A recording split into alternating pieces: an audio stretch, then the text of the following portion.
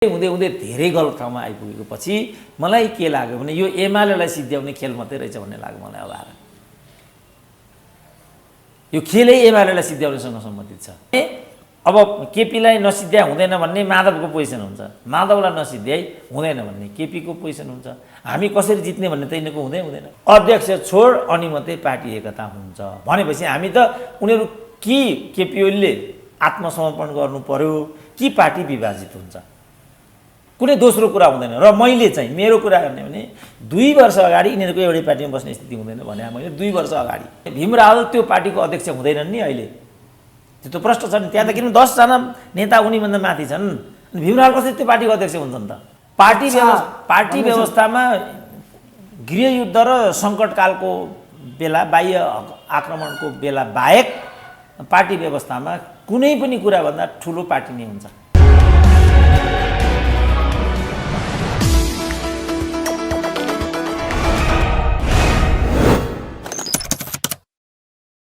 राजनीतिक विश्लेषक प्राध्यापक डाक्टर सुरेन्द्र केसी हुनुहुन्छ। डाक्टर स्वागत छ। ल हस्, धन्यवाद। अब घटनाक्रमहरू विकास भइरहेछ, प्रधानमन्त्रीले विश्वासको मत पनि प्राप्त भएर अब ढुक्कली बसेका छन् शेरबहादुर देउवा। जुन खालका दृश्यहरू देखियो विश्वासको मत लिने सन्दर्भमा, एक त लिने नलिने टुङ्गो नहुँदै छापामार शैलीमा फ्याटै लिइहाले पहिलो दिनै, र त्यस पछाडि जस्ता दृश्य संसदमा देखियो कस्तो लाग्यो डाक्टर साहब? मलाई त पहिलाभन्दा छाडा भएको छ यो, किनभने पहिला पनि यिनीहरू आयाराम गयाराम किनबेच यस्तो त्यस्तो नयाँ होइन, र त्यसलाई चाहिँ नेपाली जनताले र नेपाली राजनीतिले अस्वीकार गरेको प्रवृत्ति हो, र त्यसको पुनरावृत्ति नहोस् भन्ने हिसाबले हामीले वामपन्थलाई चाहिँ 2/3 दिएको। हाम्रो चासो चाहिँ त्यहाँ मात्रै छ, त्यहाँभन्दा पर हाम्रो चासो पटक्कै छैन, किनभने नेपाली जनताले त्यो चाहिँ अस्वीकार गरेको प्रवृत्ति हो। त्यसको पुनरावृत्ति त्यहाँ भयो, त्यहाँ नयाँ कुरा त केही पनि भएको छैन। सांसदहरूले विवेकको मत दिन पाउनुपर्छ भन्ने आलोकमा रहेर सर्वोच्च अदालतले धारा 76 को उपधारा 5 को व्याख्या गर्यो, त्यसको कार्यान्वयन हामीले त्यहाँ देख्यौँ। विवेकको मत त राम्रै सम्प्रयोग गरे नि होइन, जसले जता गरे पनि सायद बिरलै देखिन्छ होला यस्तो दृश्य कि के डाक्टर साहब? लामो इतिहास छ संसदीय व्यवस्थाको हुन त होइन। मुख्य कुरा हामीले फन्डामेन्टल कुरा हेर्नुपर्ने चाहिँ के भने, जो विवेक भने पनि अविवेक भने पनि यो व्यवस्था चाहिँ बहुदलीय हो। बहुदलीय व्यवस्थामा चाहिँ विवेकको नाममा निर्दलीयता मैले त मान्य हुँदैन र यसले ठिक नजिर छोड्दैन। अब अहिले त स्वाद लागेको होला एक थरीलाई, अब भोलि चाहिँ यही घटनाको पुनरावृत्ति भयो भने फेरि विवेकको कुरा भनेर मिना गर्न सकिन्छ जस्तो चाहिँ मलाई चाहिँ लाग्दैन। देखिस् त 93 भन्दिस्, अहिले त 83 रहेछ नि तेरो भन्न थाले नि मान्छेले अहिले, त्यही विवेकको मतकै कारणले गर्दा होइन। त्यो त अब अझ 73 आयो भने पनि के, जसले आफूलाई दसैँको बजार जस्तो बेचबिखन गर्छ अनि त्यसको त के मूल्य हुन्छ र बाबु? त्यसको त मूल्य हुँदैन नि। त्यसलाई बेचबिखन भन्न मिल्छ त? अब आज त चित्रबहादुर केसीले त सबैले फ्रीमै भोट हाले भन्नुभयो मैसँग। अब मैले शुल्कबाट हालेँ त कसले भन्छ र? चित्रबहादुर केसी नै केपी ओलीको डिपिएम भए, उनलाई कत्रो गौरव छ त्यसमा। तर सङ्घीयतालाई त उहाँ आत्मसात गर्नुहुन्न नि। सङ्घीय प्रणालीको उपप्रधानमन्त्री चाहिँ हुनुहुन्छ, तर सङ्घीय व्यवस्था त उहाँलाई स्वीकार्य छैन नि। तर यो त विसङ्गति हो नि। जस्तो प्रदीप गिरी त यो व्यवस्थामा मन्त्री हुँदै हिँड्दैनन् नि। मन्त्री हुनु भनेको मेरो चाहिँ घटुवा हो भन्ने बुझाइ छ नि त प्रदीप गिरीको। चित्रबहादुरले त त्यति पनि स्ट्यान्ड राख्न सकेनन्। त्यस कारण चित्रबहादुरहरूको भनाइको वैधता म केही पनि देख्दिनँ। खालि कुरा के भने यसले कस्तो नजिर छोडेर जान्छ त भन्नेमा म अलिकति चासो व्यक्त गर्न चाहन्छु। अब म चाहिँ नेपाली जनता तर्फबाट बोल्ने व्यक्ति भएको हुनाले सिद्धान्त त यस किसिमको सरकार गठन विगठन, यस किसिमको खरिद फरोक, यस किसिमको दल बदलु, यस किसिमको आयाराम गयाराम यो नेपाली जनतालाई मान्य छैन। यो आवाज मात्रै म चाहिँ जिरह गर्न चाहन्छु। अब बाँकी के कसो कता भन्ने कुरामा त नत्र अघिल्लो भनौँ न यिनीहरूले बनाएका, केपीले नै मन्त्री बनाएको होइन नि, यिनीहरू यो 7 जना 8 जना भनेका अनेक धन्दामा केपीले नै डिपुट गरेका मानिसहरू होइनन् यिनीहरू। अब आज उनीहरू नै केपी ओलीको पहिरो जानेवाला छ भन्दै हिँड्छन् भने यसको कुनै सीमा छ त? यसको पूर्व सीमा के, उत्तर सीमा के? यसको यो त सीमाहीन एउटा चरित्र आयो नि त। यसले के भ्यालु दिन खोज्दैछौँ हामी? उदाहरणको लागि भोलि चाहिँ अदालतमा एउटा मुद्दा पर्यो, नेपाल सनातनदेखि एउटा हिन्दू राज्य भएको हुनाले अथवा नेपाल सनातनदेखि राजतन्त्रात्मक मुलुक भएको हुनाले अथवा 12 बुँदेमा पनि निरङ्कुश राजतन्त्रको अन्त्यको मात्रै कुरा भएको, राजतन्त्र अन्तको कुरा नभएको हुनाले र अहिलेसम्मको अभ्यासले पनि नेपालको स्थायित्व र भू अखण्डता राष्ट्रियता समेतका लागि पनि गणतन्त्र चाहिँ उपयुक्त देखिएन, सङ्घीयता पनि उपयुक्त देखिएन। 82% भन्दा बढी हिन्दू धर्मावलम्बी बसोबास गर्ने विश्वको एकमात्र हिन्दू अधिराज्य भनेर पहिचान पनि प्राप्त गर्न सफल भइरहेको नेपाल राष्ट्रलाई पुनः हिन्दू अधिराज्य घोषणा गरी पाऊँ भनेर चाहिँ अदालतमा कसैले मुद्दा हालिदियो। त्यो मुद्दा प्रायोजितै होस् तर हालिदियो अनि अदालतले परमादेश दियो र विषय चाहिँ अदालतमा यहाँ आइपुग्यो र यसमा चाहिँ विवेक प्रयोग गर्न पाइनेछ भनिदियो अदालतले। त्यसो भने के नेपाल हिन्दू राज्य हुन्छ त? ठुलो बहुमत जस्तो सिक्किम कसरी गएको थियो त? ठुलो बहुमतबाट सिक्किम भारतमा विलय भएको थियो। जनताका निर्वाचित प्रतिनिधिहरूले त्यो कुरा गरेको हो। के त त्यो प्रशंसनीय कदम हो प्रतिनिधिहरूले गरेको? किनभने जनताका प्रतिनिधि उनीहरूले यसैमा गौरव गरिरहेछन्। 149 जनाको हस्ताक्षर सुरुमा राष्ट्रपतिकोमा लग्या, अदालतले चाहिँ 146 जनाको आधारमा फैसला गर्यो। यहाँ त फेरि 165 जना शेरबहादुर देउवाले पुर्याइदिए। देख्यौ हामीले भनेको कुरा त सही रहेछ नि, अझ बढेर पो आयो भन्छन् नि त डाक्टर साहब उनीहरू त। बढेर त हिजो केपी ओलीकै पालामा पनि यस्तै भएको हो नि त, ओभरवेल्मिङ केपी। किनभने यो त आयराम गैरामहरू भएको ठाउँमा जसले आफूलाई दसैँको खसी जस्तो बजारमा लिलाम गर्छ त्यस्ता बिकाउ तत्त्वको पनि कुनै हिसाब किताब, कुनै पहिचान, कुनै जात हुन्छ र त्यस्ताको, कुनै धर्म हुन्छ त्यस्ताको। नत्र भने त हामीले त महन्त ठाकुरलाई बाबु तिम्रो पालो हो, अब प्रधानमन्त्रीको लागि अगाडिबाट भनेको होइन, मैले भने, डाक्टर सुन्दरमणिले भन्नुभयो, प्रचण्ड कमरेडले पनि भनेकै हो, उपेन्द्रहरूले नमान्ने भन्ने कुरा थिएन। हामी तिमी प्रधानमन्त्री हौ भन्दैछन्, उनीमा हामीलाई प्रधानमन्त्री चाहिँदैन भन्दैछन्। अब अहिले तिनीहरू नै हामीलाई 3टा मन्त्रालय चाहिँ दिनु पर्यो भनेर रुँदैछन्। अब यसको के दबाई छ? यसको केही दबाई छ? कुनै दबाईले काम गर्ला त? यहाँ मलाई त कुनै दबाईले काम गर्ला जस्तो लाग्दैन। अर्को बिक्रीका खसी बोका जस्तै भए हाम्रा सांसदहरू डाक्टर साहब। त्यसो भए अब यही भनौँ न, अब 22 जना 21 जना भन्दा 22 जना छन् भने तिनीहरू को हुन्? कति पढेको छ तिमीले भने होइन त सुमन प्याकुरेलले? अनि कसरी कहाँबाट आए त यिनीहरू? फेरि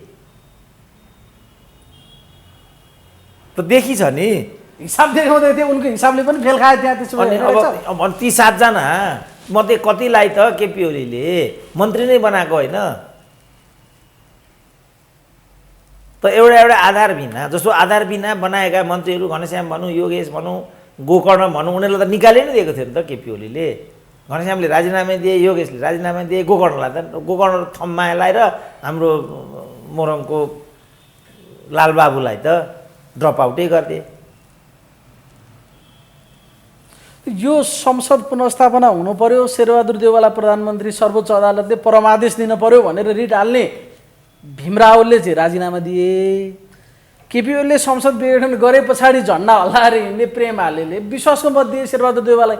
यसलाई चाहिँ के भन्छ? कस्तो राजनीति भन्छ डाक्टर साहब? यसलाई त्यही भन्छु म। अब यो मोलतोलको कुरा होला, तिमी यसो गरेर आऊ तिमीले मन्त्री पाउँछौ भनिदिएको होला, बा तिमीलाई यस्तो कुरा भ्रष्टाचार काण्ड होला कि अरू कुराहरू होलान् कि? देखी छ नि त। अब शेरबहादुरमाथि नै 4.5 अरबको वाइट बडीको छ, सबैमाथि छ नि। कसैलाई बालुवाटारको छ, कसैलाई रातो पासपोर्टको छ। डार छैन बाबु? रातो पासपोर्टको फाइल पल्टाइदिउँ कि कसो भनेपछि त्यही कामरेडले लुरुको गरेर हाल्दैन भोट।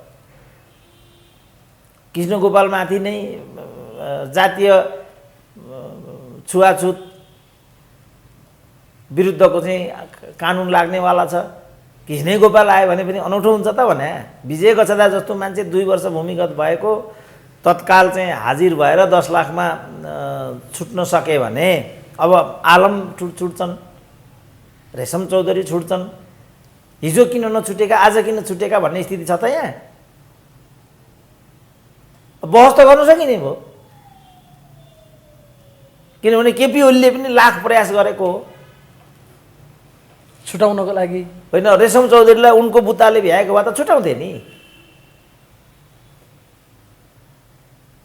अब त्यही प्रयोजनार्थ भन्नु पऱ्यो मलाई लाग्छ त्यो रातो पासपोर्ट काण्डवाला एउटालाई मन्त्री बनाएको हुनुपर्छ। सबैले गरि नै रहेछन् त नेपालमा। त्यसकारण अघि पनि मैले भने यो दुष्प्रवृत्तिको विरुद्ध हामीले दिएको चाहिँ मतादेश हो यसपल्टको। यो मतादेश अनुरूप तिमीहरूले नगर्ने भने तिमीहरूले फेरि जनादेश लिनुपर्छ ताजा। त्यो भनेको मध्यावधिभन्दा अर्थ हुँदैन। सिद्धान्त त मैले भनेको यही हो नि त। किन लोकतन्त्रमा त सोभरेन भनेको त जनता हो नि।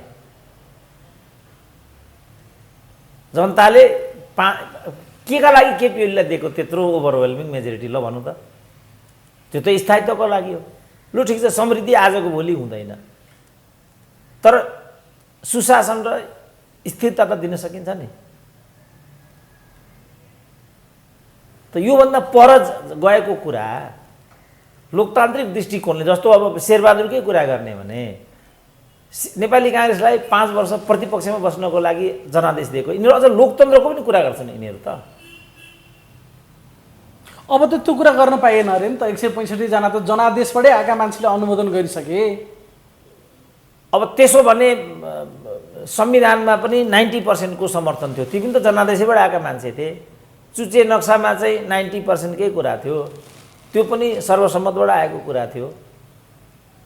त्यसलाई त्यसो भने तामेलमा ल्याउनु पर्यो नि त।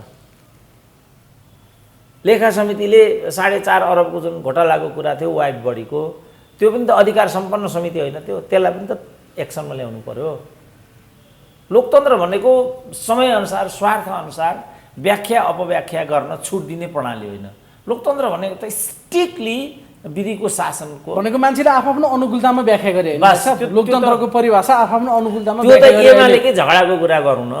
आखिरी केपी ओली त 5 वर्षको लागि निर्वाचित चाहिँ अध्यक्ष हुन्। 5 वर्ष त उनी वैधानिक अध्यक्ष हुन्। उनले तलमाथि गरे भने गरेकै भए पनि पार्टी प्रणालीभित्र कारबाही गर्नु पर्यो। होइन भने त मान्यो यति गरेर माधव नेपाल त्यहाँ अध्यक्ष भए। अनि केपी ओलीको ग्याङले यही हरकत गर्यो भने के आधारमा निषेध गर्ने त भोलि? लोकतन्त्र भनेको त विधिको शासन न हो। लोकतन्त्र भने के हो र आफैमा? त्यो प्रणालीभन्दा यो प्रणाली किन राम्रो भने यसले जनताप्रतिको जवाफदेहिता वहन गर्छ। यसले विधिको शासनलाई मानव अधिकारलाई आवधिक निर्वाचनलाई विज्ञतालाई योग्यतालाई मान्छ।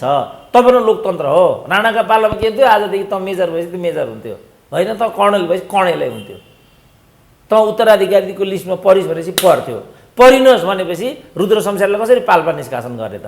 अनि त्यहीबाट विद्रोही भएर चाहिँ सुवर्ण शमशेरहरू नेपाली प्रजातन्त्र काङ्ग्रेस खोलेर अनि 2007 सालको क्रान्तिमा लागेका हुन्। यही हो नि त लाइन त। यसको जड भनेको रुद्र शमशेरहरूलाई यहाँबाट निष्कासन गरेर प्रधानमन्त्रीत्वको उत्तराधिकारीत्वबाट वञ्चित गर्ने जुन ए क्लासका राणाहरूको प्रपञ्च हो त्यसको प्रतिक्रियामा 7 सालको क्रान्ति भएको थियो। देखिन्छ नि त। हुँदाहुँदै पनि मान्छेले यसलाई त्यस रूपमा किन बुझेन भने लोकतन्त्र आयो नि त हामीलाई। राणाहरूको चाहिँ स्वेच्छाचारी र निरङ्कुश शासनबाट नेपाली जनताहरू मुक्त भए नि त। त्यसकारण ठिक छ भनिदिएको। भनेको लोकतन्त्रमा एउटा जवाफदेहिता त्यसको रेस्पोन्सिबिलिटी हुनु पर्यो होइन डाक्टर साहब? त्यो चाहिँ एउटा मिनिमम कुरा हो। लोकतन्त्रमा चाहिँ स्वेच्छाचारिताको गुन्जाइस हुँदैन। फन्डामेन्टल रिक्वायरमेन्ट यस त्यो लोकतन्त्रको यसको फन्डामेन्टालिटी चाहिँ भनेको के हो भनेदेखि यसमा तपाईँ अल एन्ड अल तपाईँ होइन। तपाईँ एउटा निमित्त मात्रै हो। त्यो निमित्त अख्तियारीको लागि पनि तपाईँ जनमत लिएर आएको हुनु पर्यो। जनताले प्रश्न उठायो जस्तो एउटा स्पेलिङलाई लिएर चाहिँ रुजवेल्टको पालामा अमेरिकामा साइकोलोजीको अगाडि के को साइकोलोजीको त PSY हुन्छ होइन। साइकोलोजी लेख्दाखेरि साइकोलोजी लेख्दाखेरि बोल्दा PSY साइकोलोजी भनिन्छ। लेख्दा PSY लेखिन्छ नि साइकोलोजी लेख्दा। रुजवेल्ट के को साइकोलोजीको स्पेलिङ PSY हुन्छ। यो त SY हुन्छ भनेर चाहिँ एउटा फरमान जारी गर्दैछन् रुजवेल्टले। झुरुक्कै अमेरिकाका जनता उठे। हाम्रो सनातन परम्परादेखि बोलिआएको टङलाई तलमाथि गर्ने त को होस्?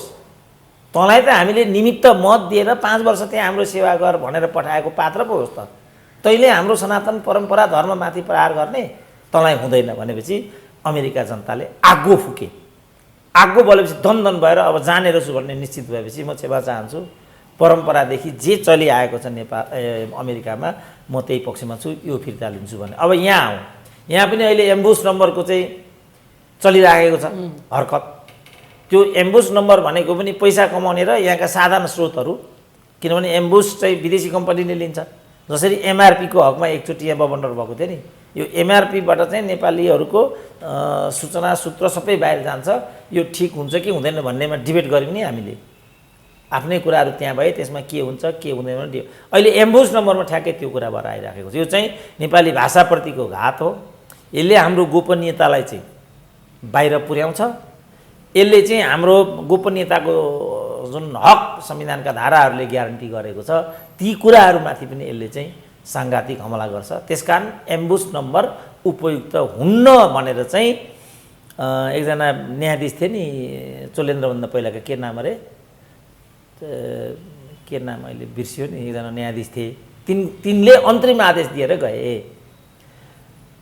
तिनको समय सिद्धियो, यी आयो, ओके सदर गरिदिए। अब एम्बुस नम्बर सुरु भयो नि। गोपाल पराजुली चाहिँ अन्तरिम आदेश दिए। यो किनभने नेपालको सनातन, नेपालको परम्परा, नेपाली भाषा, नेपालको संविधान, नागरिकको चाहिँ गोपनीयताको अधिकार त्यो जम्मै कुण्ठित हुने हुनाले अन्तरिम आदेश दिनु जरुरी उपयुक्त हुन्छ भने उनले अन्तरिम आदेश दिए। उनी अन्तरिम आदेश दिए, बिचरा उनलाई त लखटिरहेको थियो यिनीहरूले पनि। फेरि हाम्रा गोविन्द केसी टाइपका पनि तरवार लिएर निस्किरहेको थियो। अब किन हो नि अदालतभित्रको जम्मै हामीलाई थाहा हुँदैन, तर उग्र विरोध थियो गोपालको पनि। अब उनी गए, अहिलेका प्रधान आए, उनले चाहिँ ठिक छ एम्बुस नम्बर उपयुक्त हुन्छ भनेर चाहिँ आदेश जारी गरिदिए। अब यहाँ त अब के छ, भाषाको कुरा मात्रै गर्ने हुन्, धर्मको कुरा मात्रै गर्ने हुन्, लोकतन्त्रको कुरा मात्रै गर्ने हुन्, तदनुरूपको आचरण त यहाँ कोही पनि गर्दैन। कम्युनिस्ट हूँ भन्छ, कम्युनिस्टको आचरण गर्दैन। पत्रकार हूँ भन्छ, पत्रकारको आचरण गर्दैन। बौद्धिक हूँ भन्छ, बौद्धिक आचरण किन जरुरी छैन नि। यहाँ जे गरे पनि हुन्छ नि। यहाँ त आज यो समूहमा हुन्छ, भोलि ऊ समूहमा हुन्छ। आज चाहिँ एमालेको टिकट लिएर समानुपातिकमा सांसद भइरहेको हुन्छ, भोलि फेरि काङ्ग्रेसको भए म त भन्छ फेरि त्यहाँ। अनि उल्टो भाषण पिलाइरहेको हुन्छ, लोकतन्त्रको आदर्श यता उता भनिरहेको हुन्छ। तल सबै चाहिँ आफ्ना कमैयाहरू बसेका हुन्छन्। भनिसके त किसान श्रेष्ठले, जनताको आदेश मलाई 5 वर्ष सांसद बन्नको लागि हो, यो सांसदको हत्या गर्ने कुरामा म सहमत छैन, त्यो भएर केपीओलीलाई छोडे अरे। अब दुईचोटि संसद विघटन गर्दा यसको पहरेदार मध्येको एकजना त उनी पनि थिए नि। त्यसै कारण अब हो यही भने नि, लोकतन्त्रमा चाहिँ जवाफदेहिता र पारदर्शिता अनिवार्य हुन्छ। त्यसो भने हिजो मैले गल्ती गरेँ, बिराएँ, आज म सर्वप्रथम क्षमा माग। जस्तो भीम रावलले राजीनामा दिए, क्षमा मागे नि अछामका जनतासँग। मैले 5 वर्षको लागि प्रतिनिधित्व गर्न सकिनँ, त्यसकारण मैले राजीनामा दिइसकेको अवस्थामा म अछामका जनतासँग क्षमा प्रार्थी। केही त गर्नु पर्यो नि त। त्यसो भने किसान श्रेष्ठले हिजो के आधारमा चाहिँ केपी ओलीको मतियारी गरेका थिए त, पहिला प्रश्न पार्नु पर्यो नि त। साँच्चै केपी ओलीले चाहिँ प्रतिनिधि सभाको हत्या मात्रै गर्न खोजेको हो भनेदेखि हामी पनि त्यसमा उभिन्छौँ नि त। हामीले देख्दाखेरि चाहिँ त्यहाँभित्र चरम गुटबन्दी भयो। दलीय चाहिँ संरचना र दलीय पद्धति अनुसारको त्यहाँ काम गर्न सक्ने अवस्था क्रमशः खस्किँदै गयो। त्यसपछि उत्तेजित भएर प्रधानमन्त्रीले त्यो गैर संवैधानिक कदम नै हो त्यो कदम चालेको छ। तर अभ्यास अर्को पनि के छ भनेदेखि मध्यावधिमा जाने चाहिँ प्रधानमन्त्रीको नै विशेषाधिकार हो। म पनि के व्याख्या गर्छु भने त्यो जे भनेर चाहिँ जनमत लिएर आइएको भइन्छ, त्यसको प्रतिकूल कदम चाल्नेतर्फ राजनीति गयो भनेदेखि जनताबाट चाहिँ नयाँ आदेश चाहिँ लिनै पर्छ। किन जनता नै सार्वभौम सत्ता सम्पन्न हो, जानै पर्छ। यी त आधारभूत कुराहरू हुन्, तर यहाँ त संविधानमा यहाँनिर कमा छैन, यहाँनिर रसो छैन, यहाँनिर दीर्घ छैन, अनेक खालका चर्चा भए, त्यो फेरि ब्याक पनि भइसक्यो। भने अब कोही पनि मूल्यको राजनीति गर्दैन अहिले, त्यसो भए है त्यो त हामीले भनौँ न त, कहाँ कसले चाहिँ मलाई प्रश्न गरौँ म उत्तर दिइहाल्छु। कोही पनि हामी मूल्यमा छैनौँ, केपी ओली पनि दुधले नुहाएका छैनन्। अब हामीलाई अचम्म लागेको चाहिँ बारम्बार हामीले एउटा आलोचनात्मक सोच र चेतले प्रश्नहरू उठायौँ। तर कहिल्यै पनि तपाईँहरूको राय यो के हो, कसरी गर्दा राम्रो होला, के होला, खालि आफ्ना भक्तजनहरू मात्रै वरिपरि राखेर ठिक छ जो खान पाएका थिए तिनीहरूले मात्रै जय जयकार गर्थे। यही नै वास्तविकता रहेछ भन्ने भ्रम केपी ओलीलाई पर्न गयो। अब आज वाङ खाए, अब के गर्न सक्छ कसले केपी ओलीको स्थितिलाई? कसैले पनि केही गर्न सक्छ? यी आराम गएरामहरू पहिलो लडे जस्तो लड्नेवाला छन्। तँलाई मन्त्री दिउँ मात्रै यिनीहरू अझ संविधान संशोधन गर्नेपट्टि छन् अरे। भनेपछि बार्गेनिङ के गर्ने भाइ शेरबहादुर भन्ने? किन शेरबहादुर त ठुलो क्याबिनेट बनाउनमा बदनाम छन्। तपाईँहरूलाई मैले मन्त्री बनाउँथेँ, के गर्नु 25 सदस्यको चाहिँ सीमा छ, त्यसो भने तपाईँहरू आउनुहोस्, मलाई साथ दिनुहोस्, 2/3 गरिदिनुहोस्, म यसलाई बढाएर चाहिँ 40 बनाउँछु, तपाईँहरूलाई पनि मन्त्री बनाइदिन्छु। कुन मन्त्रालय खाने? अब यो त्यसो पनि हुनसक्छ। अब संविधान संशोधन गरेर मन्त्रीको सङ्ख्या पनि बढाउन सक्छ। संविधान संशोधन गर्न पाइँदैन त? संविधान संशोधन त हाम्रो संविधान त लचिलो संविधान हो। संविधान संशोधन गर्न पाइन्छ, तर त्यो तहसम्म शेरबहादुर देउवा जालान् र त्योभन्दा पनि तल्लो तह कुनै छ भने त्यहाँ पनि पुगे भने मलाई अनौठो हुँदैन। विगतको हेर्दाखेरि त सबैभन्दा जम्बो क्याबिनेट मध्ये बाबुराम र उनकै त्यो कायम गरेकै छन्। अब सब भनौँ न यही नागरिकतावाला यिनीहरूले लडाइँ गरेको होइन, हुँदै हुँदैन त्यो भने होइन। अनि अगाडि बढ्यो कि बढेन? त्यो कसरी बढ्यो त? अध्यादेशको च्याप्टर बन्द हुन्छ त? अब संविधान संशोधन गर्नलाई 2/3 चाहियो। त्यो 2/3 पुर्याउनको लागि पनि मन्त्रीको आश्वासन दिएर मन्त्री बनाइदिएर पनि संविधान संशोधन गर्न सक्छन् होइन? अब त्यो बाहनाबाट यी आराम गएरामहरूलाई आफ्नो खोरमा ल्यायो। अनि आफ्नो खोरमा हुलेपछि त जे घाँस दिए पनि भयो, जे दाना दिए पनि भयो नि त। अनि भन्यो के भने के गर्ने, म तपाईँहरूलाई बनाइहाल्थेँ, के थियो र? तर संविधान बाधक छ भनेपछि त कि तपाईँहरू आउनु पऱ्यो विधिवत, 2/3 गरेर म संविधान संशोधन गर्छु, मन्त्री बनाइदिन्छु, होइन भने त मैले गर्न सक्ने योभन्दा बढी के छ र भनेपछि त मन्त्री हुनको लागि त तिनीहरू जे पनि गर्ने भए। यिनीहरू मन्त्रालय तोड्ने अनेक हिसाबले यिनीहरू त बदनाम रहिआएको विगत छ। त्यो पचाउन त सक्दैनन् होला है डाक्टर साहब। शेरबहादुर देउवाले आलोचना हुन्छ, आलोचना चर्को हुन्छ, आलोचना संविधानमा ग्यारेन्टी व्यवस्था लेखेको छ, अनि त्यसलाई चाहिँ संशोधन गरेर त्यति होइन उनीहरू जे पनि गर्छन्। जस्तो मध्यावधिकै कुरा पनि त संविधानमा त थिएन, ठोकिदिए केपी ओलीले। संविधान रक्षा गर्नलाई बनेको सरकारले अनि संविधानै संशोधन गरेर मन्त्रीको सङ्ख्या त नबढाउला कि भन्ने एउटा पाटो हाम्रो प्राकल्पना मात्रै हो। तर प्राकल्पना यथार्थमा रूपान्तरित हुन्छ भन्नु छैन नि, अनुसन्धानमा पनि त्यस्तो हुँदैन। हाइपोथेसिस भनेकै त्यही हो। जस्तो केपी ओलीले हाउस विघटन गर्छन् कि गर्दैनन् भन्ने सम्बन्धमा म एउटा मात्रै त थिएँ नि सुरुमा, होइन? अब गरे कि गरेनन् त? केपी ओली आफै कति मुडा गरी थिए भनेदेखि उनले हेर्नु, उनका स्टेपिङ हेर्नु न। उनले चाहिँ विश्वासको मत जुन बेला मागे त्यो बेला विश्वासको मत मागिरहनु आवश्यकै थिएन, किनभने उनले त एउटा फेज त क्रस गरिसकेका थिए नि। त्यो समय त अगाडि जानेवाला थियो। अब के भयो, उनले विश्वासको मतको कुरा गरे, विश्वासको मत पाएन। त्योभन्दा अगाडि बालुवाटारमा चाहिँ कन्फरेन्स गरे। मलाई दिक्क लागिसक्यो यो सरकारको विषयलाई लिएर। मेरो मत पनि पुग्दैन, सङ्ख्या पनि पुग्दैन, म अब यताबाट चाहिँ पन्छिनेपट्टि छु भन्ने कुरा गर्थे। बेलुका फेरि क्लेम गरिदिए। त्यसपछि यी उपक्रमहरू चाहिँ अगाडि आउन लागे। यसो जब केपी ओली गर्न सक्छन् भने अनि शेरबहादुरले गर्दैन। फेरि शेरबहादुरको त समस्या के छ भने उनी स्वचालित होइनन्, उनी परिचालित नै हुन्। यसपल्ट त नाङ्गो रूपमा परिचालित हुन्। उनी यसपल्ट त शिखण्डी मात्रै हुन्। वास्तविक प्रधानमन्त्रीको रिमोट त आदि माधव नेपालको हातमा छ, आदि चाहिँ प्रचण्डको हातमा छ। अनि त्यस्ता शेरबहादुरले के गर्छन् के गर्दैनन् भन्न सकिन्छ? फेरि हद गर्न सक्ने मान्छे हुँदैन उनको विगत हेर्दाखेरि। होइन यस्तो छ, अब त्यसलाई चाहिँ तर योचोटि अलिक परिपक्व भूमिका देखाए जस्तो लाग्छ। अस्ति संसदमा बोल्दाखेरि पनि उनको चाहिँ अलिक सन्तुलित सफ्ट टाइपको थियो। होइन त्यो तपाईँहरूको बुझाइमा गल्ती हो। किनभने त्यसरी होइन, त्यो होइन। किनभने स्कुलिङको कुरा हुन्छ नि। शेरबहादुर त डेमोक्रेटिक स्कुलिङको लिडर हो नि त। जस्तो उनले त्यहाँ के भनेका छन् भने प्रधानमन्त्रीले जे राम्रा काम गरेका छन् त्यसको लागि धन्यवाद छ। यो त डेमोक्रेटिक एक्सर्साइज हो नि त। जस्तो प्रदीप गिरी पनि त्यहाँ भन्ने गर्छन् नि पटपट। म अरू जस्तो वक्ता होइन।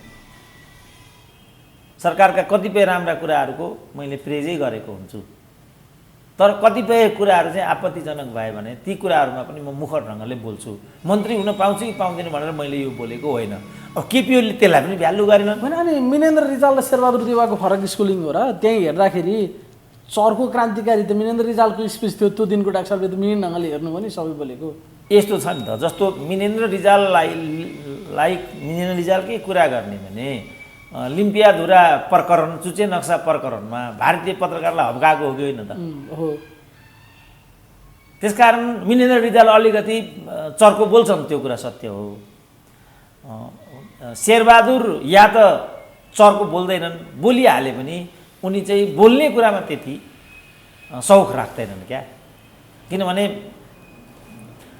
सबैको आफ्नो शैली हुन्छ नि। रिसाउने कुरामा फेरि उहाँको सोख छ नि, मन परेन भने त्यो त शैलीको कुरा हो। शैलीको कुरा हो त्यो शैली कसैको भने कोही स्माइल हुन्छ। जस्तो अब वक्ताको सन्दर्भमा चाहिँ के भनिन्छ भनेदेखि म रिसाएको छु भन्ने कुरा मैले सकेसम्म देखाउनु हुँदैन। एकदम रिस उठेको छ भने पनि मैले मुसुक हाँस दिनुपर्छ, ताकि दर्शकले यो थाहा नपाउन् म रिसाइराखेको छु। कुरा कडा भन्ने हो, तर स्माइल फेसमा भन्ने हो। अब यो चाहिँ वक्ताको धर्मको कुरा आयो, वक्ताले परिपालन गर्नुपर्ने तौर तरिकाका कुरा आए। तर मान्छेलाई एउटा नेचर दिएको हुन्छ, एउटा स्वभाव दिएको हुन्छ नेचरले, होइन? कोही बोल्नुभन्दा अगाडि हाँसिरहेका हुन्छन्, कोही चाहिँ दारा पिटिरहेका हुन्छन्, कोही उत्तेजित भइरहेका हुन्छन्, कोही एकदम शिष्ट सौम्य आनन्दले कुनै एउटा सन्त पुरुषले चाहिँ प्रवचन गरे जस्तो शैलीमा। जस्तो सी जिनपिङ हेर्नु न, चाइनाको। अब सी जिनपिङलाई तपाईँ आफ्नो दिमागमा ल्याउनुहोस्, उनको छवि ल्याउनुहोस् यहाँ यतापट्टि राइटपट्टि, लेफ्टपट्टि तपाईँ डोनाल्ड ट्रम्पको ल्याउनुहोस्। अब निश्चित रूपमा सी जिनपिङ भन्दा त डोनाल्ड ट्रम्प त डेमोक्रेटिकै होला नि त। तर के डोनाल्ड ट्रम्पमा एउटा पनि टेन्डेन्सी डेमोक्रेटिक देखिन्थ्यो त? त्यहाँ त के भने अमेरिकी राज्य सत्ताका संरचनाहरू कुनै डोनाल्ड ट्रम्पले हल्लाउन नसक्ने भएको हुनाले पो केही पनि गर्न सकेनन् डोनाल्ड ट्रम्पले। जुन कुरा एउटा हदसम्म केपी ओलीको माथि पनि लागू भयो। उनले त अध्यादेशबाट मध्यावधिबाट अनेक कुरा गर्न खोजेका थिए नि त, यहाँ केही पनि गर्न सके। डेमोक्रेसीको खुबी नै हो। त्यहाँ अदालत थियो, अदालत नभएपछि त्यहाँ सेना छ, अब त्यहाँ सेना भएन भने त्यहाँ राष्ट्रपति छ। नियन्त्रण र सन्तुलन भनेको त्यही हो नि त। यो चिजलाई केपी ओलीले गहिरोसँग आत्मसात गर्नुपर्ने थियो क्या। अब आत्मसात गर्दिएन। हामीहरूले एउटा सङ्केत दिन खोज्यौँ, तिम्रो शासकीय शैली स्वच्छाचारी भयो, तिमीलाई वरिपरिका मान्छेहरू गलत भए, राष्ट्रपति तिम्रो भूमिका पनि ठिक भएन, तिमी अभिभावक हौ, तिमीले काहीँ न काहीँ हस्तक्षेप गर्नुपर्छ, प्रधानमन्त्रीलाई वार्न गर्नुपर्छ। मैले बोलेको शब्दै थाहा छ, प्रधानमन्त्रीले तपाईँ जहिले पनि यो अध्यादेश लिएर आउनुहुन्छ, तपाईँ जहिले पनि यो मध्यावधिको कुरा गर्नुहुन्छ, यसले राजनीतिलाई गलत ठाउँ त पुर्याउँदैन। प्रधानमन्त्रीजी एकचोटि तपाईँले पुनर्विचार गर्नुपर्छ भनिदिएको भए त्यो कागज फिर्ता आउँथ्यो। 24 घन्टा बितिसक्थ्यो, प्रधानमन्त्रीको रिस पनि कुल डाउन हुन्थ्यो। अब म पठाउँदैछु, सही गरेर पठाइदिनु, यो त्यो पर्दैन, हि त्यस्तो मिल्छ ल भन्नु त? त्यो त गरे हो नि त यिनीहरूले। गर्दा गर्दा यसरी हुँदै हुँदै कति आत्मघाती भयो त अहिले आएर। अब यी जुन यिनको वरिपरि घुम्ने जुन यी कार्बन डाइअक्साइडवालाहरू, उनीहरूलाई मन्त्री भए पुग्थ्यो। ती कार्बन डाइअक्साइडवालाले जति दिन 2 महिना 1 महिना कति मन्त्री भयो होला, तिनले मचाएको बवन्डर, त्यो शिक्षा मन्त्रीले मचाएको बवन्डर हेरौँ त, त्यो चाहिँ नदेख्ने उनीहरू। अनि केपी ओलीको मात्रै टाउकामा हालेर हुन्छ? उनले त दिएको हो त मौका, गर भाइ भनेर। अरू कति थिए, मेरा अर्का एकजना मित्र पनि थिए, मुगुगा कि कहाँ हुन् बिचरा, मोहन बानिया। मलाई फोन पनि गरेको थिएँ, डाक्टर साहब एकचोटि भेट्नुपर्छ भनेर। मैले हुन्छ पनि भनेको थिएँ, बिचरा भोलिपल्टै गइहाल्यो जागे। अब उनको पनि अब मलाई एउटा कसैलाई पनि मन्त्री हुनु कसलाई रहर हुँदैन र? बिना विभागीय भए पनि हजुर एउटा भने होला, ल भनिदिइ हालिदिए। अब के गर्नु त, गइहाल्यो 15 दिनमा त। मन्त्री हुँदा भेट्न पाइँदैन। अब भेटिएन त्यो, भेट्ने भन्दा भन्दै उहाँ आफै भूतपूर्व भइहाल्यो। भेटौँ न भन्ने कुरा थियो, किनभने सबैलाई अब थाहा भएको नि, पावरमा बस्दा साथीभाइ राखिन भने पछि आत्मघाती हुन्छ भन्ने कुरा त अब जम्मैले बुझ्यो नि त। बानी बिग्रिँदो रहेछ कि के त डाक्टर साहब, कार्बन डाइअक्साइड हाम्रो मन्त्रीज्यूलाई? होइन, उनलाई त के भयो होला भन्ने, मलाई 15 दिनमा बेइज्जत गर्यो भन्ने भयो होला। उनी त भयो त 4-5 महिना मन्त्री त, अगाडिकै लटमा भएका हुन् नि त। त्यही त, त्यो नै उनलाई चाहिँ मलाई अब, किनभने यहाँ त मान्छे 2 वर्ष 3 वर्ष हुन्छन् नि त, अनि त्यसमा त उनलाई त एकदम थोर हो नि त, बानी लागिहाल्यो उनलाई एकदम। कसैलाई पनि मलाई तपाईँ अन्तर्वार्ता लिनुहुन्छ, यही अन्तर्वार्ता लिन छोड्नुभयो भने मलाई अप्ठ्यारो लाग्दैन? के भयो भाइ भन्नु पऱ्यो, सके त निर्लज्ज म हुँ भनेदेखि फोनै गर्नु पऱ्यो, बाबु सन्चै छ भन्नु पऱ्यो। तपाईँको सन्च बिसन्च सोधेको हो र मैले, मलाई किन नबोलाएको पो त भनेको मैले। तर भाषा त बाबु के सन्चै छ भन्नु पर्यो नि, चिया खाने होइन भन्नु परेन, चिया खुवाउँदो म कसैलाई, आफै खान्छु नि भए त। डाक्टर साहब अब यो भनेपछि कति कहाँ पुग्यो त के राजनीति पुग्यो त बाबु। अघिल्लो दिनसम्म अघिल्लो दिन त के भन्नु त्यो रिस्ता अलि अगाडि नै देखि उठ्दो होला, त्यहाँसम्म पुगेर त्यहाँ त विस्फोट न त्यो दिन भएको। भन्छ जसरी पनि पद चाहियो, रमाइलो गर्नु पर्यो, त्यही रहेछ होइन त राजनीति भने होइन, त्यो त छँदैछ मिनिमम कुरा भइगयो। महत्त्वपूर्ण कुरा चाहिँ किन हामीहरू यस्ता छौँ र किन हामीहरू यस्तो गर्छौँ। कसलाई चाहिँ यो मेरो मान्छे, यो तेरो मान्छे, मेरो गुटको कतिपय त गोप्य कुराहरू प्लानिङहरू सेयरिङ गरिएला, त्यो त केही पनि बाँकी रहेन त। यसको जग के हो त भने डाक्टर साहब, विश्वासको आधार त टुट्यो नि। होइन, यो त मैले धेरै पहिला प्रकाश पारिसकेको छु पटक पटक। के भने नेपालमा राजनीतिलाई धन्दाको रूपमा प्रयोग गरियो। राजनीति भनेको त समाज बदल्ने कुरा हो। समाज बदल्ने भनेको त जो एमपी भएर आएको यो खालको मान्छे हुन्छ, यो मान्छेलाई पनि रूपान्तरित गर्ने प्रक्रिया हो। ऊ यहाँ आउँछ, सिक्छ, कसरी प्रेजेन्टेसन दिने, कसरी चाहिँ बढीभन्दा बढी चाहिँ रिफरेन्सियल प्रेजेन्टेसनहरू त्यहाँ गर्ने, ज्वलन्त। इभन राष्ट्रिय पञ्चायतमा पञ्चहरूले यो काम गर्थे नि।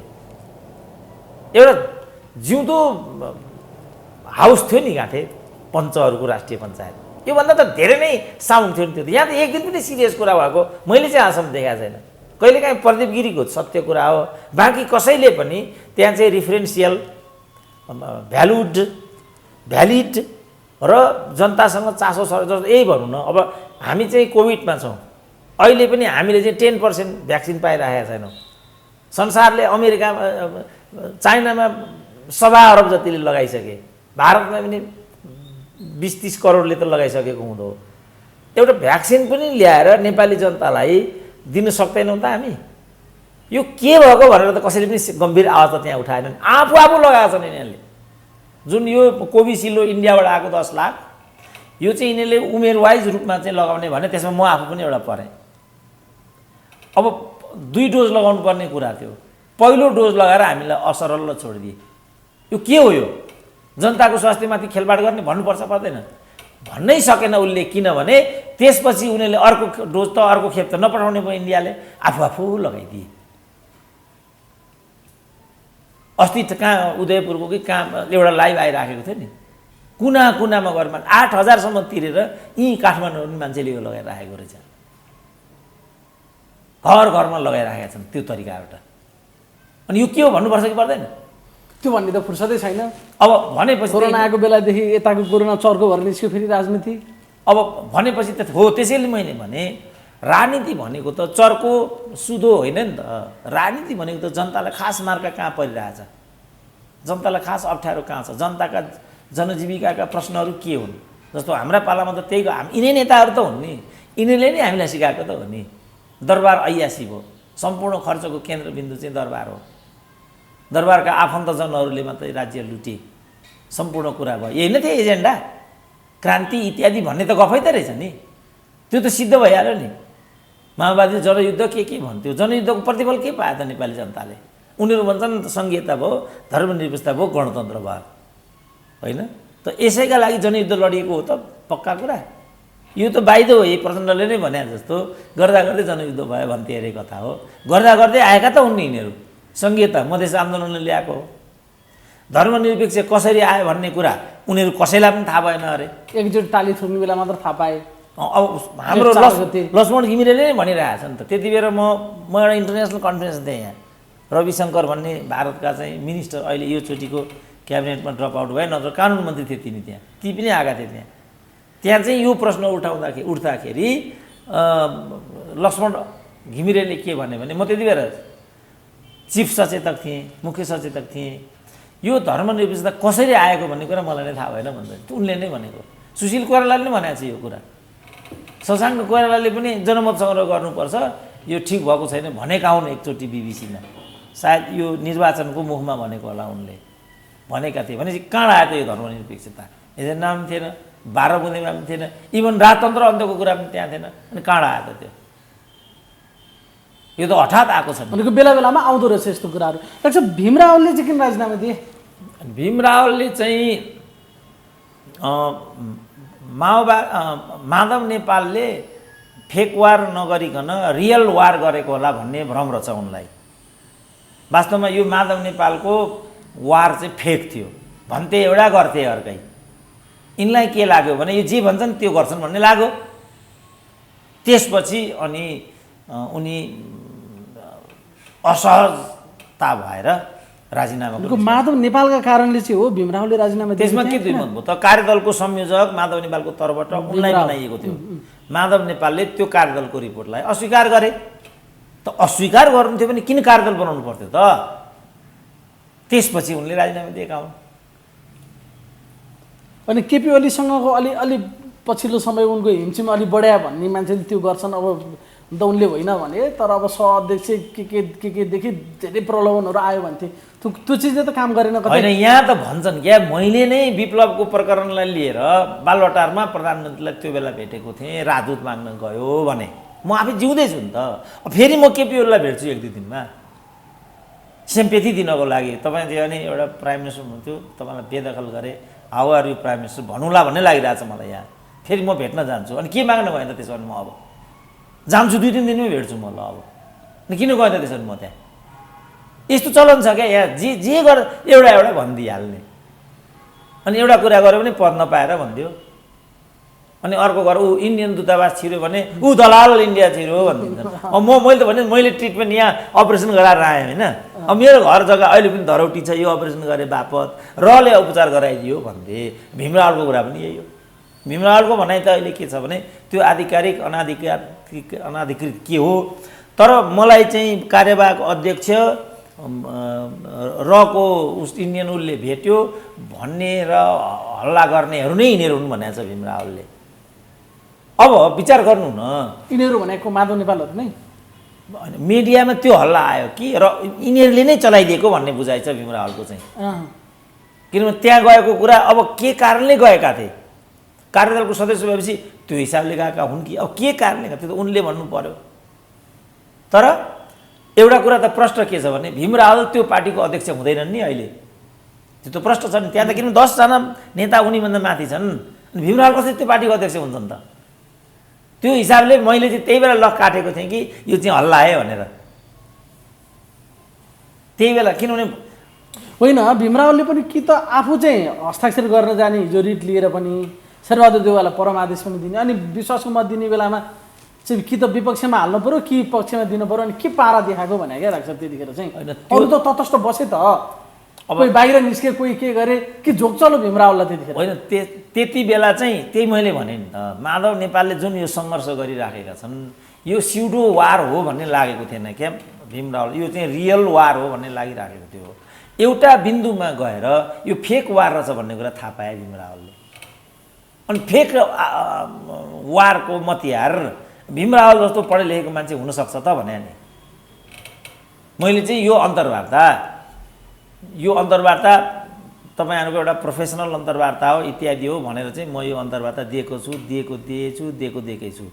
एउटा बिन्दुमा गएर मैले यो थाहा पाएँ कि यो त मलाई ब्ल्याकमेलिङ गर्ने अथवा कहीँ लगेर बेच्ने पो चिज रहेछ भन्ने मलाई थाहा पाएँ मैले भने दिन्छु त म यो अन्तर्वार्ता। अनि हिजोसम्म सूर्यले केसी ओटिभीमा अन्तर्वार्ता दिने, अहिले के हो र आयो कि क्या हो भनिदिने, त्यही हो भीमराव। त्यसो माधव नेपालको वार चाहिँ फेकै रहेछ डाक्टर साहब त्यसो भए बाहिरबाट हेर्दा पनि। अनि राजनेता हो माधव नेपाल भनेर कसैले त जय जयगान गरिरहेका छन्, पार्टीभन्दा माथि उठेर संविधानको रक्षा गर्ने माधव नेपाल। पार्टी व्यवस्थामा गृहयुद्ध र सङ्कटकालको बेला बाह्य आक्रमणको बेला बाहेक पार्टी व्यवस्थामा कुनै पनि कुराभन्दा ठुलो पार्टी नै हुन्छ, कुनै पनि पदाधिकारीभन्दा ठुलो दलको नेता नै हुन्छ। त्यही हो पार्टी व्यवस्था भनेको। यी सबै कुराहरू चाहिँ कत्रो गौरवसँग उहाँहरू थर्काइरहनु भएको छ। कारबाही गर्ने हामीलाई केपी ओलीले कारबाही त गर, त्योभन्दा फेरि मानहानिको मुद्दा चल्छ सर्वोच्च अदालतमा हेप्ने पो भन्दैछ। जेसुकै भनौँ त्यो इतिहासले मूल्याङ्कन गर्ने कुरा हो। इतिहासले मूल्याङ्कन गर्ने कुरा हामीले मूल्याङ्कन गरेर हुँदैन। ठिक छ, उनीहरूका यी कुरा पनि रेकर्डमा रहन्, हाम्रा यी कुराहरू पनि रेकर्डमा रहन्छन्। यी इतिहासका सम्पत्तिहरू हुन्, इतिहासले नै यसको छिनोफानो गर्छ। हामी कसरी छिनोफानो गर्ने? मैले देख्दाखेरि त कत्रो प्रतिबद्धता हो कि उहाँ त सुरुमै गएर ढ्याक्क लाइन लगाएर आएर पछिल्लो सिटमा आएर बस्नुभयो, पार्टी साटी सबै कुराहरू त्यस्तो। अहिले त उहाँहरू अध्यक्ष छोड भन्दै हुनुहुन्छ। उहाँहरू नै पो यस्तो कुरा गर्दै हुनुहुन्छ कि पार्टी एकता चाहियो भने त अध्यक्ष छोड भन्नुहुन्छ। उहाँहरू जसले गरेर शेरबहादुर देउवालाई मत हाल्नुभयो, ठुलो कुरा गरिस् भने मानहानि हालिदिन्छु भन्नुहुन्छ। सगौरव उहाँहरू हिँड्नुहुन्छ, के हो चिज यो त एको लज्जा त्याज्यम सर्वत्र विजयी भवेतम, यसको लागि कुनै तर्क छैन, कुनै तर्कै छैन, कुनै तर्क छैन, कुनै उपचार छैन। किनभने यो मैले भनिहालेँ दलीय व्यवस्था हो, यो कम्युनिस्ट पार्टीको कुरा हो। कम्युनिस्ट पार्टीभित्र चाहिँ अन्तर्विरोध निरूपणका सर्टेन पद्धति विधि विधानहरू हुन्छन्, त्योभन्दा पत्रको कुरालाई म कुनै तर्क गर्न सक्दिनँ। यो दलीय व्यवस्थामा दलभन्दा ठुलो कोही पनि छैन। संविधान कागज भन्ने कुरा कस्तो हो? अहिले माधव नेपालहरूले गरेको गतिविधि तर्क गर्न लायक पनि छैन। होइन यो के भनौँ न, के तर्क छ त? मलाई सिकाइदिउँ, म अर्को टिभीमा त्यो कुरा गरौँला। के छ त तर्क गर्न लायक यसमा? केपी ओलीलाई हामीले भनेकै छ यिनी स्वच्छाचारी हुन्, यिनी अहङ्कारी हुन्, यिनी संग्रहवादी हुन्, सम्पूर्ण कुरा हुन्, हामीले केही पनि बाँकी राखेका छैन। तर त्यो ठाउँमा तिनलाई हामीले पुर्याएको होइन नि। जस्तो त्यहाँ राष्ट्रपति छिन्, हामीले पुर्याएको हो र? त्यो तहको मान्छेले राष्ट्रपति हुनु उपयुक्त हुँदैन भन्ने कुरा त मैले नै 1000 चोटि गरेँ होला, तर अहिले त राष्ट्रपति छिन् क्या त? त्यो पदले त गरिमा पाउनु पर्यो नि। यो विद्या भण्डारीप्रतिको अनुराग होइन नि, त्यो पदप्रतिको अनुराग हो। अब केपी ओली भए ठाउँमा हो, केपी ओली तल जनताबाट विजयी बनेर आए, संसदीय दलमा विजयी बने, पार्टीको अध्यक्षमा विजयी बने, हारेका पनि त हुन्, झलनाथसँगै हारेका होइन नि त? हारेका पनि हुन्, हारेर पनि उनले त्यो पार्टीमा काम गरे। हारेर कुरे, यता हार्ने तर नकुर्ने अनि समस्या आयो नि। हो, त्यही त मैले भनेपछि केपी ओलीको, यो केपी ओली सिपी ओलीको भन्ने कुरा छैन नि त यहाँ। मैले अहिले त यो मेरो त लाइक माइन्डेड लिडर नेकपा एमाले भित्र माधव नेपाल नै हुन्, मेरा चाहिँ त थिए भन्नु पर्यो। अब होइन, अहिले पनि मेरो लाइकमा यो पो मैले हरकत मन पराइनँ, तर मेरो त लाइक माइन्डेड लिडर नै हुन्। तर उनको यो हरकत मैले भने यो स्टेपिङ गलत छ भनेर पहिलेदेखि स्टेपिङ गलत छ यो, र यो हुँदै हुँदै हुँदै धेरै गलत ठाउँमा आइपुगेको पछि मलाई के लाग्यो भने यो एमालेलाई सिद्ध्याउने खेल मात्रै रहेछ भन्ने लाग्यो मलाई। अब आएर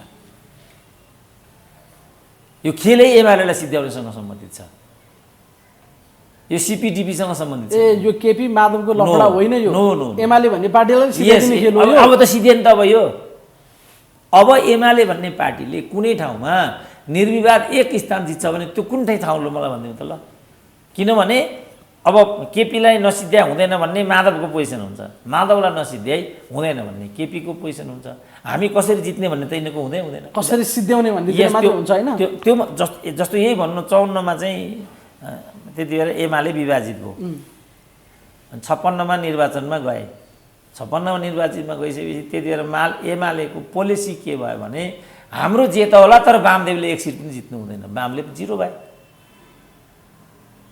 हाम्रो जेसुकै होस्, हारोस् कि जितोस्, जित्यो 69 सिट त एमाले, तर वामदेव 0 भयो। अहिले पनि एकता भन्छन् नि मान्छेहरू, के भने त्यो चाहिँ एमालेमा होइन। यो त एउटै पार्टीमा एकता र अनेकताको कुरा नै काल्पनिक होइन बाबु। केही कुरामा अन्तरसङ्घर्ष, पार्टीभित्र अन्तरसङ्घर्ष अन्तरकलह त हुन्छ नि, त्यो भन्यो भने त्यस कुराको अर्थ छ। के हो एकता भनेको? एउटै पार्टीमा एकता भने के हो? यो एकताको प्रश्नै होइन। जस्तो केही विषयगत मुद्दाहरूमा पार्टीभित्र विमतिको स्थिति उत्पन्न भयो भनेदेखि ती विमति उत्पन्न भएका विषयहरूलाई कसरी निरूपण गर्ने भन्ने प्रश्न हो कम्युनिस्ट पार्टीभित्र। हामीले चाहिँ बोलिदिने कुरा के हो भने यसमा चाहिँ तात्विक रूपमा पार्टी विचार, देश, जनता, सिद्धान्तसँग जोडिएका मुद्दाहरू कुन चाहिँ हुन् त भन्ने हामीलाई चाहिएको थियो। जस्तो कोभिडमा ओलीले चाहिँ चाइनिज भाइरस के अरे चाइनिज भ्याक्सिन ल्याउँ भने माधव नेपालले हुँदैन, इन्डियन ल्याउनुपर्छ भने, अनि प्रचण्डले कहाँ हुन्छ चाइनिज पनि हुँदैन, इन्डियन पनि हुँदैन, अमेरिकन भने। यसमा के गर्ने त भन्ने भयो भने यो एउटा मुद्दा भयो। उदाहरणको लागि जस्तो प्रचण्डले संयन्त्र गठन गर्नुपर्छ भनेको थियो त्यति बेला, अहिले पनि भनेका छन् होइन, अहिले पनि भनेका छन् होइन। त त्यसमा के गर्ने होइन, एउटाको एउटा भयो, एउटाको अरू। चुच्चे नक्साको कुरा आयो, अनि कसैले चुच्चे नक्सा भने कसैले चुच्चे नक्सा हुँदैन भने त्यो एउटा मुद्दा भयो। अब यिनीहरू त आफूलाई कम्युनिस्ट पार्टी पनि भन्छन्, कम्युनिस्ट पार्टी भन्छन् भनेदेखि पार्टीको रणनीति र कार्यनीति के हुने? जस्तो यो व्यवस्थालाई चाहिँ जस्तो मदन भण्डारीले त्यति बेला के भनेको थिए भनेदेखि 47को संविधानप्रति हाम्रो चाहिँ आलोचनात्मक समर्थन रहन्छ भनेका थिए। अब यिनीहरूको चाहिँ यो संविधानप्रति आलोचनात्मक समर्थन हो कि समर्पण हो त मान्यो, त्यसमा डिबेट उठ्यो। यी चाहिँ यस्ता विवादहरूलाई चाहिँ पार्टीभित्र चाहिँ स्वाभाविक मानिन्छ। अब यो त वारकी पारै नहुने। अब यी कुरामा नमिल्दै गयो भने अनि पार्टी विभाजनमा पुग्नु, जस्तो भनौँ न चर्केको चर्के मात्रै हो, जोडिने नि भएन, फुट्ने पनि भएन। त्यसैले फेक भनेकै यही हो नि। यस्तो युद्ध जसको चाहिँ सुरु पनि थाहा छैन, अन्त्य पनि थाहा छैन, त्यसैलाई शीतयुद्ध भनिन्छ, त्यसैलाई फेक वार भनिन्छ। अहिले एमालेमा भएको त्यही हो। अब अहिले एमालेमा भइराखेको थियो, जस्तो म भन्दै थिएँ नि त, 54 सालमा एमाले के कारणले फुट्यो ल भन्नु भाइले थाहा छ कि थाहा छैन? 54 सालमा एमाले के कारणले फुट्यो? त्यही महाकालीवाला। यस मुद्दा क्लियर छ त। त्यसरी पो पार्टी फुट्छ त, त्यहाँ पो एकता र अनेकताको कुरा हुन्छ। यहाँ त्यस्तो के छ त? अब केपी ओलीले अध्यक्ष छोड्नु पर्ने छ त, किन त्यो चाहियो? केपी ओलीले चाहिँ गलत गरे, पार्टीलाई चाहिँ दुरुपयोग गरे। हिजो जेठ 2 भन्थे, जेठ 2मा पुगेपछि त कुरो अर्कै गर्न थाल्यो फेरि अहिले। त्यही त होइन रहेछ होइन त्यो कुरा। फेक भनेकै त्यही हो त बाबु। जेठ 2, 5 भन्ने जस्तो अहिले उनीहरू गर्दै गर्दै गर्दै अब प्रधानमन्त्रीबाट त बेदखल गरिहाले। एक पद भन्थे, अब भन्थे, अब अहिले त अध्यक्ष मात्रै रह्यो, अध्यक्ष छोड अनि मात्रै पार्टी एकता हुन्छ भनेपछि हामी त उनीहरू कि केपी ओलीले आत्मसमर्पण गर्नु पर्यो कि पार्टी विभाजित हुन्छ, कुनै दोस्रो कुरा हुँदैन। र मैले चाहिँ मेरो कुरा गर्ने भने 2 वर्ष अगाडि यिनीहरूको एउटै पार्टीमा बस्ने स्थिति हुँदैन भने मैले 2 वर्ष अगाडि। अब अहिले तेस्रो वर्षमा आएर यस्तो कुरा मैले सोधिदिने? मैले हिजो भने डे 1मा जुन चाहिँ उनीहरू कोटेश्वर र चाहिँ प्रचण्डको घर के भरे खुमलटार भन्थे, कम्युनिस्ट पार्टीभित्र यो चल्दैन, त्यही दिन कारबाही गर्नुपर्छ भन्नु थियो, गरेन। तर अब त कारबाही गरेछ भने तँलाई मान हामी लाउँछौँ भन्छन् भने अब त उनीहरू प्रतिरक्षामा पुगिहाले नि। अब किनभने नेपालमा के छ भने पावरलाई चाहिँ दुरुपयोग गर्ने प्रचलन छ, अनि त्यो प्रधानमन्त्री भन्ने पदमा प्रहारको कारण त्यही नै थियो। जस्तो अब अहिले नै भनौँ न, अब प्रचण्डमा पावर गयो, अब शेरबहादुर आफै खुमलटार पुगे निहुरेर, नत्र खुमलटार पुग्ने मान्छे हुन् त शेरबहादुर। अब किनभने प्रचण्डले नाइनास्ती गर्ने बित्तिकै शेरबहादुर भोल्ने छैनन्। अब कहिले चाहिँ उसमा पुग्छन् कोटेश्वर, किनभने माधव कुमारले नाइनास्ती गर्ने बित्तिकै पर्सिदेखि खुमलटार पहिलो भेटे उनले कोटेश्वर गए नि। अब त्यो पार्टीको नेता, त्यो पार्टीको सांसदले ऊ पार्टीको नेता र ऊ पार्टीको अध्यक्षलाई प्रधानमन्त्री बनाउनै पर्छ भन्ने कुरा गरिन्छ भनेदेखि अनि त्यो पार्टीगत एउटा शैली हो त। मैले भनेको सीता दालको माया लाएर स्वास्थ्य बुझ्न गएका होइनन् शेरबहादुर देशवे होइन, त्यो त भर्खरै बिरामी भागी त होइनन् नि त। अब मतलब होला, सम्पूर्ण कुरा होला, तर अब त्यो एउटा शक्ति केन्द्रलाई पूजा गर्न गइराखेका छन्। मैले भनेको त्यति मात्रै। हाम्रो मानवीयता पनि सिद्धिसक्यो कि बिरामीलाई पनि हामी शक्तिसँग स्वार्थसँग हेर्ने अवस्थामा पुग्यौँ। किन उनीहरू गर्ने अवस्थामा पुगे, हामी त हेर्ने मात्र अवस्थामा न हो नि होइन लाग्छ। अब हामी त आफ्नो गर्ने हो। जस्तो यही सूचनालाई पनि तोडमोड गरेर दिन्छन् नि कसैले, त्यो गरिएन भने हामीले आफ्नो धर्म त पुरा गऱ्यौँ नि। अब यहाँ कसैले अब त्यहाँ गएकै होइनन्, अथवा फोटो सपिङ गरेको हो, अथवा अर्को के, अथवा बाइ द वे त्यहाँ मिटिङ थियो यसो भित्र मात्रै। यहाँ योभन्दा पहिला त एकपल्ट त केपी ओली पनि त गएका थिए नि त, अनि त्यसको मार्केटिङ किन भएन त? केपी ओली पनि गएका थिए। केपी ओली गएका थिए भनेदेखि सीता दाललाई पनि या त उनले भेटेको होला, होइन भने नभेटेको होला। नभेटेको हो भने किन नभेटेको? भेटेको हो भने त्यो कुरा किन मसला नबनेको त? यदि नभेटेको हो भने उनलाई सीता दालसँग मतलब थिएन, प्रचण्डसँग मतलब थियो, सिद्धियो कुरा। त्यसकारण भेटेनन्। त्यस्तो गर्नु पाइन्छ त? अमानवीयता भएन त्यो? के छ म्याडमलाई त भन्न पर्यो नि त। अहिले मलाई नै भेटौँ लागिरहेछ, किनभने प्रचण्डले पनि आफ्नो धर्मप्रति ठुलो कर्तव्य पुरा गरेको भन्ने मेरो मनले भन्छ। उनले पनि प्रचण्डलाई अन्तिम समयसम्म साथ दिएको भन्ने म सुन्छु। ती त महान महिला नै भइन् नि त बिचरा। त त्यस्ता महिलाप्रति त हाम्रो पनि रेस्पेक्ट जानुपर्छ नि त। के हामीसँग लिनुदिनु छ सीता दालसँग? हामीसँग त्यति मानवीयता पनि छैन। तर नेताहरूको हरकत हेर्दाखेरि चाहिँ उनीहरूमा कुनै नेता विगत समयमा गिरिजाले गणेशमानसँग गरेको व्यवहार हेर्ने हो भने, कृष्णप्रसाद भट्टराईसँग गरेको व्यवहार हेर्ने हो भनेदेखि यिनीहरूले नै मनमोहनसँग गरेको व्यवहार हेर्ने, यिनै माधव कुमार नेपालहरूले मनमोहनसँग गरेको व्यवहार हेर्ने हो भनेदेखि आँसु आउँछ नि। अहिले पनि मनमोहनको त चुनाव प्रचार कमिटीमा थिएँ म त। स्वाँ गरेर बुढा हिँड्न सक्दैन थिएँ। 5 मिनट हिँडेपछि बुढा थचक्क चौतारामा बस्थे, हिँड्नु कमरेड भन्थे गुरिल्लाहरू, छसँग हुन्थ्यो बुढो। गर्दा गर्दै त्यो कोसोल टार कि के भन्डामा भाषण गर्दा गर्दै अन्तिम सास फेरे बुढाले। त्यो हदसम्म उनीहरू चाहिँ त्यस्तो बेलामा मनमोहनले अहिले यिनीहरूले नै जस्तो हरकत गरेको भए अनि माधव नेपालले नै छोड्दै होला त मनमोहनलाई।